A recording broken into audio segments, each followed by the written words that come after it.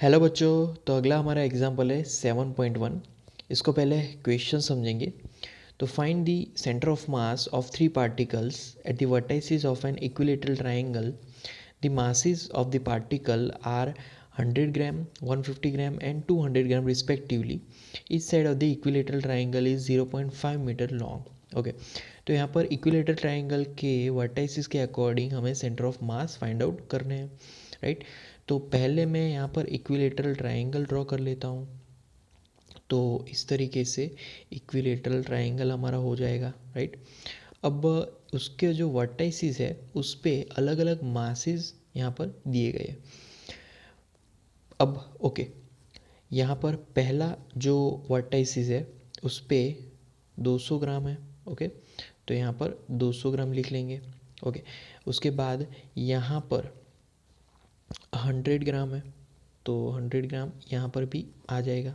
Okay, इस तरीके से 100 ग्राम। ओके, अब तीसरा जो है वो उस पे टोटल 150 ग्राम मास है।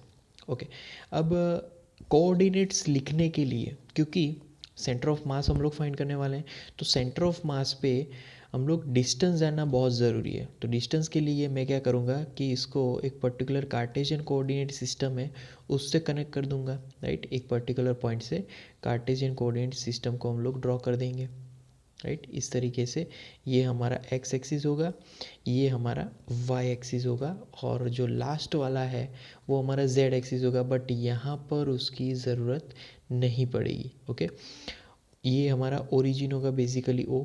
ओरिजिन के कोऑर्डिनेट्स तो हम लोग जानते ही हैं, 0, कॉमा कॉमा 0। Okay, right.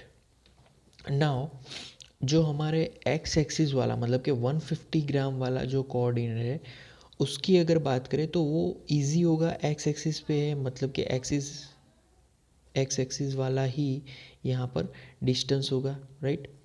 तो यहाँ पर इस तरीके से ये कोऑर्डिनेट हो जाएगा।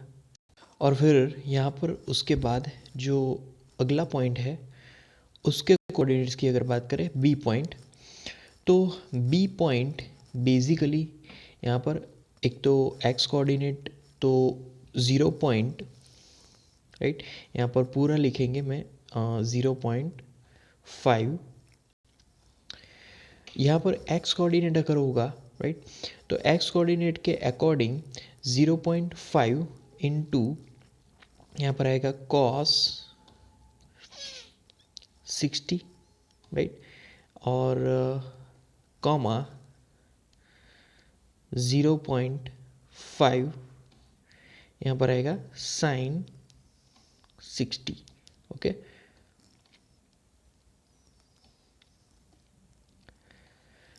तो उसके हिसाब से यहाँ पर 0.5 कॉस 60 मतलब हाफ मतलब कि 0.25 आ जाएगा, और यहाँ पर कॉमा साइन 60 मतलब कि √3/2 मतलब कि 0.25 इंटू √3। ओके, तो ये बेसिकली उसके कोऑर्डिनेट्स हो जाएंगे, राइट। ओके, अब यहाँ पर मैं एक स्ट्रेट लाइन ड्रॉ करूँगा जो कि एक्स एक्सिस के परपेंडिकुलर होगा, राइट। ओके, अब हम लोग यहाँ पर फाइंड करने जा रहे हैं सेंटर ऑफ मास। तो सेंटर ऑफ मास की बेसिक फार्मूला की अगर बात करें तो बेसिक फार्मूला क्या थी, x is equal to m1 into x1 आता था, राइट। फिर दूसरे टर्म में यहाँ पर टोटल 3 पार्टिकल्स हैं तो 3 बार जाना है हमें m2 x2। ओके बच्चों, और तीसरी बार लिखेंगे तो प्लस यहाँ पर लिखेंगे तीसरी बार m3 और x3, राइट। तो इस तरीके से फॉर्मूला फॉर्म हो गई, और डिनोमिनेटर में mass of the all the particles मतलब कि पूरे सिस्टम का ही मास यहाँ पर लिख लेना है। तो पूरे सिस्टम का मास मतलब कि summation of all the particles mass. Okay, m1 plus m2 plus m3, इस तरीके से अब हमें वैल्यूज़ पुट करते जाना है। जैसे कि पहला है m1 उसको ब्रैकेट में लिखेंगे, राइट। m1 कितना है, 100 है, 100 ग्राम। x1 कितना है, तो x1 तो यहाँ पर कुछ भी नहीं मिलेगा, क्योंकि यहाँ पर जो हमारा फर्स्ट ऑब्जेक्ट है वो खुद ही ओरिजिन पे है। ओरिजिन मतलब कि 0 0 है उसके कोऑर्डिनेट, तो यहाँ पर 100 0 लिखना है, राइट। प्लस दूसरा ऑब्जेक्ट, अब दूसरा जो ऑब्जेक्ट है वो है 150 ग्राम और उसका x2 मतलब कि 0.5, तो यहाँ पर लिख लेना है 150 इंटू 0 पॉइंट, राइट, अच्छे से 0.5 लिख लेंगे, राइट, ओके। और प्लस जो थर्ड है हमारा यहाँ पर, उसका एक्स कोऑर्डिनेट के साथ हमें लिखना है, कहाँ मिला हमें उसका एक्स कोऑर्डिनेट, तो यहाँ पर हमें मिला 0.25, तो यहाँ पर m3 पहले तो लिखेंगे 200 और x3 यहाँ पर आएगा 0.25, राइट, इंटू √3। सॉरी, यहाँ पर x कोऑर्डिनेट ही लेना है तो उसकी चिंता नहीं करनी है हमें, यहाँ पर डायरेक्ट ब्रैकेट करके फिर उसको कैलकुलेट करेंगे, ओके, राइट। अपॉन, अब यहाँ पर डिवीज़न में लिखेंगे m1 plus m2 plus m3, okay. तो 100 प्लस 150 प्लस m3 मतलब क्या होगा, तो बच्चों m3 मतलब यहाँ पर 200 हो जाएगा, राइट, ओके। अब यहाँ पर इसका कैलकुलेशन कर देना है हमें, राइट, तो 100 इंटू 0 0, 150 इंटू 0.5 तो वो हो जाएगा 75, राइट, प्लस 200 इंटू 0.25 तो वो हो जाएगा बच्चों यहाँ पर 50 अपॉन, अब समेशन 100 प्लस 150 प्लस 200 तो वो टोटल हमें देगा 450। अब 75 प्लस 50 तो बच्चों यहाँ पर टोटल 125 मिलेगा, 125 अपॉन 450, ओके। और इज इक्वल टू, अब ये जो कैलकुलेशन है उसका आंसर हमें मिलेगा 5/18। तो ये हमारा डिस्टेंस आ गया एक्स कोऑर्डिनेट का सेंटर ऑफ मास हमें यहाँ पर मिल गया है।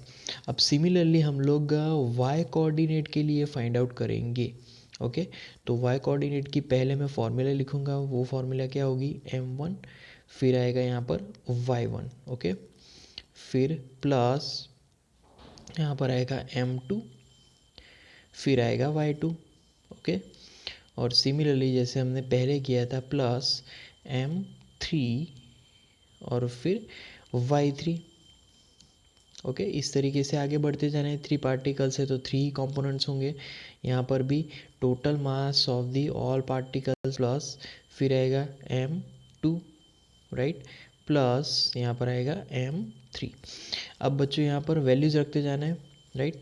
m1 कितना है, तो ब्रैकेट में मैं लिखूँगा m1 वो है 100 इंटू y1, अगेन 0 होगा क्योंकि ओरिजिन से ही पहला डिस्टेंस हम लोग ले रहे हैं। अब ओरिजिन से तो कोई डिस्टेंस ही नहीं है, ओरिजिन खुद ही है, राइट, तो यहाँ पर 100 इंटू 0 होगा। उसके बाद यहाँ पर लिखेंगे प्लस, प्लस दूसरा ऑब्जेक्ट तो 150 है, दूसरे ऑब्जेक्ट में भी यहाँ पर 0 आ जाएगा बच्चों। क्यों, कैसे आएगा, तो यहाँ पर आप देख सकते हो यहाँ पर y कोऑर्डिनेट 0 है, राइट, तो y कोऑर्डिनेट से तो कोई डिस्टेंस ही नहीं है तो वो भी 0 होगा। और प्लस थर्ड के लिए मतलब कि 200, ओके, 200 इंटू क्या करेंगे, तो ये वाला y कंपोनेंट मतलब कि 0.25 इंटू √3, ब्रैकेट कंप्लीट और फिर बिगर ब्रैकेट कंप्लीट और फिर मासेस का समेशन मतलब कि 100 प्लस 150 प्लस 200, ओके। तो यहाँ पर इस तरीके से कैलकुलेशन होगी और इज इक्वल टू, अब यहाँ पर जो न्यूमरेटर है उसमें तो सिर्फ और सिर्फ क्या मिलेगा 0.25 इंटू √3 मतलब के 50, ओके। यहाँ पर हम लोग लिखेंगे 50√3, 50√3 अपॉन यहाँ पर क्या आएगा 450, राइट, क्योंकि 200 इंटू 0.25 करेंगे तो हमें 50 मिलेगा ऑब्वियसली।